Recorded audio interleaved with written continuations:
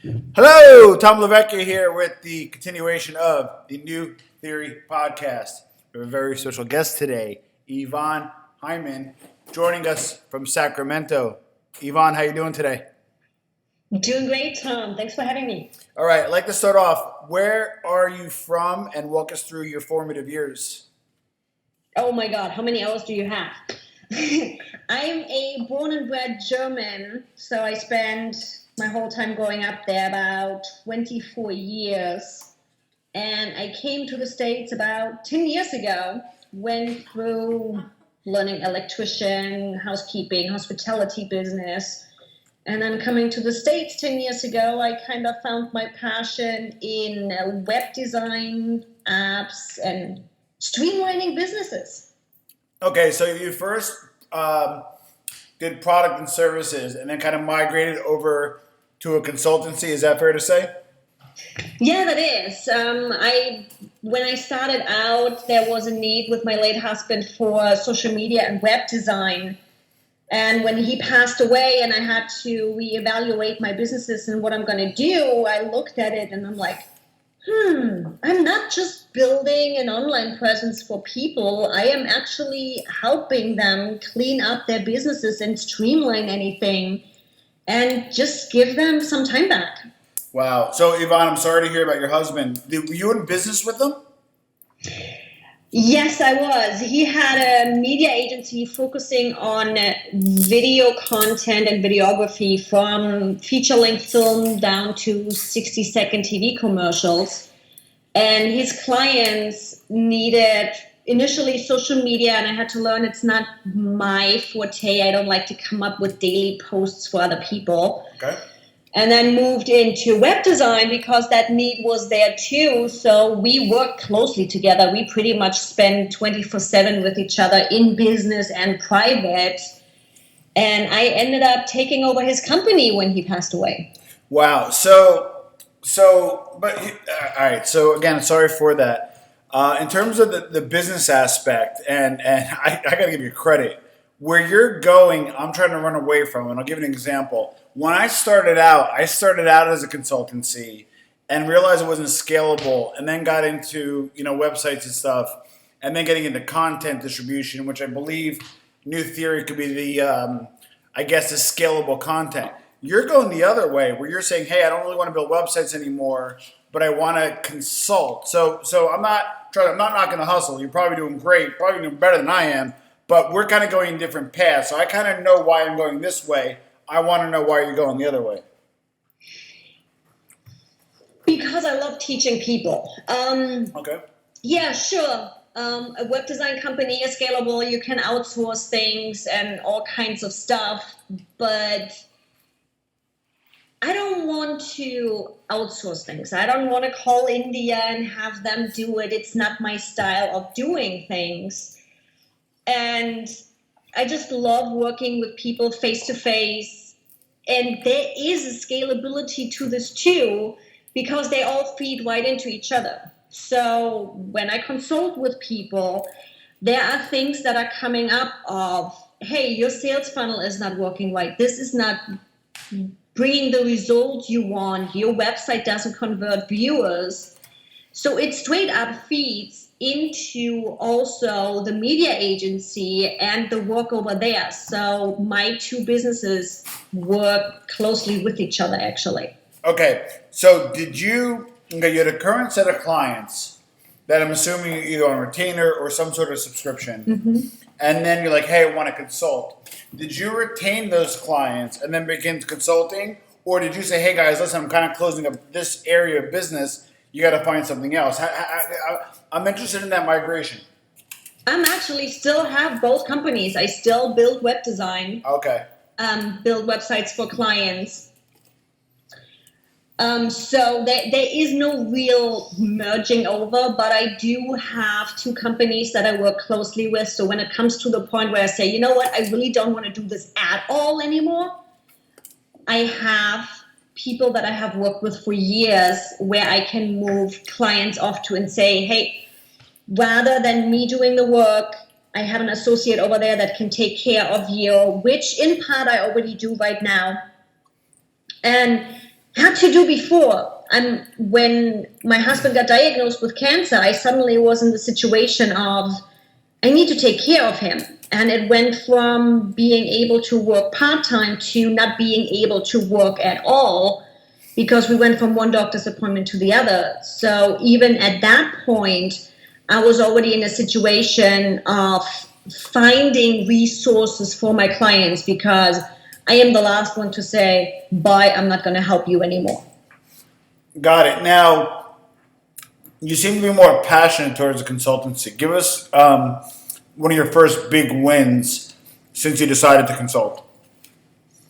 That first big win was actually a combination between consulting and my planner that I developed, my physical product.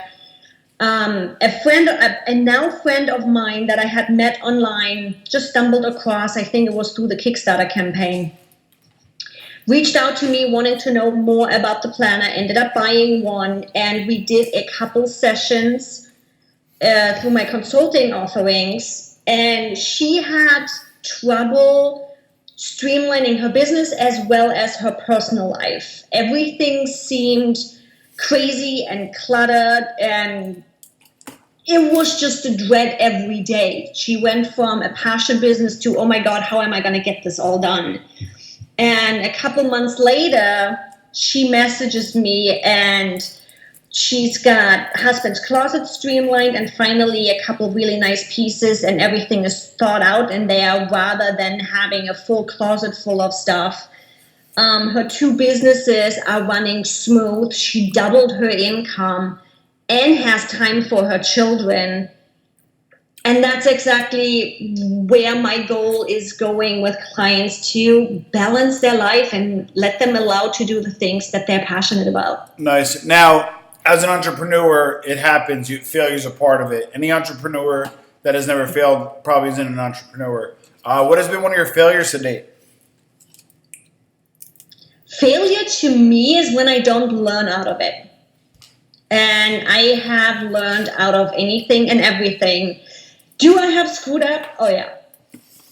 It's all a learning curve. I'm like, I look back and the first website I had built for myself had soap bubbles on it. I look at it now and I'm like, holy moly. Have I spent money on tools and things that just don't make any sense and don't do nothing for me? Yeah. I have lost clients' emails. I have broken their websites. There has been so many things where I look back and I'm like, would have been nice to skip on that. But you know what? I learned out of it. So to me, it's not a failure. All right. So, this is probably my, 50-second podcast or so, maybe more. And respectfully, you might be like the 10th, process business coach that I spoke to. And although I like you already, what makes you different? I wanna grasp onto that. What truly makes you different? Funny you mentioned that. That was one of the questions in a friend of my challenge that she just ran a couple days ago, and I'm like, here, everybody is a coach. Everybody knows how to teach you something new. What's so special about me? And I've asked my clients, I'm like, okay, why do you hire me? Why do you work with me and not the guy down the road? And throughout, I am getting the same response from every single client of mine. One is my honesty. Even if it's painful, you're going to get my opinion if you ask about it. And I'm straightforward. My way from A to B is a straight line. And that's what my clients like about me. I look at their issue, I look at their problem, and I find a solution. And it doesn't necessarily have to be the solution that's right for me, but the solution that's right for them. And that's what they appreciate. Okay, it makes sense. Okay, so typically if you're in this space, you have some sort of credibility outside of, self-proclamation. Obviously, you're good and we know you're good. That's why you're on the show. But have you written a book? What other third-party resource, or what resources out there as part of your message and your platform? I am writing a book actually right now. with my lovely ghostwriter, because German and English being my second language, you don't want me to write the book fully. Got You it. just want me to get my information out there. The timing on that, we were probably about another 6 months out on that, because it's going to be a big one, and it's going to teach people and guide people through life troubles and how to deal with it. So it pretty much entails my story of dealing with becoming a caretaker while running a business and bringing the business back up to life.